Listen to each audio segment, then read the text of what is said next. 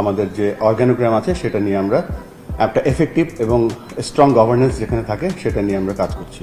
কোটি টাকায় বিক্রি হলেও বিপিএল থাকছে না শীর্ষ 4 দল, যুক্ত হচ্ছে আইপিএল মালিকানাধীন দলগুলো। দর্শক, বিস্তারিত জানতে ভিডিওটি সম্পূর্ণ দেখার অনুরোধ রইল। বাংলাদেশের প্রিমিয়ার লিগ নিয়ে বড় চমক। কোটি টাকার চুক্তিতে সম্প্রতি বিক্রি হয়ে গেছে বিপিএলের ফ্র্যাঞ্চাইজি সত্ত্ব। বিসিবি ঘোষণা দিয়েছে আগামী আসর থেকে বিপিএল হবে আরও বাণিজ্যিক, আরও আন্তর্জাতিক মানের। তবে এই পরিবর্তনের সবচেয়ে বড় দিক হলো আগামী মৌসুমের অংশ নিচ্ছে না বিপিএলের বর্তমান 4 শীর্ষ দল: কুমিল্লা ভিক্টোরিয়ান্স, রাজশাহী, সিলেট স্ট্রাইকার্স ও চট্টগ্রাম।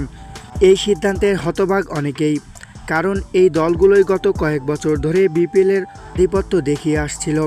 বিসিবির পক্ষ থেকে জানানো হয়েছে, নতুন নিয়ম ও অর্থনৈতিক কাঠামো মেনে না চলায় তাদের বাদ দেওয়া হয়েছে।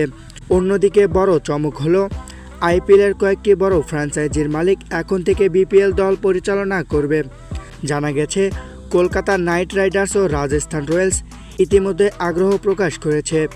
এছাড়াও আলোচনা চলছে মুম্বাই ইন্ডিয়ান্স ও দিল্লি ক্যাপিটালসের সঙ্গে।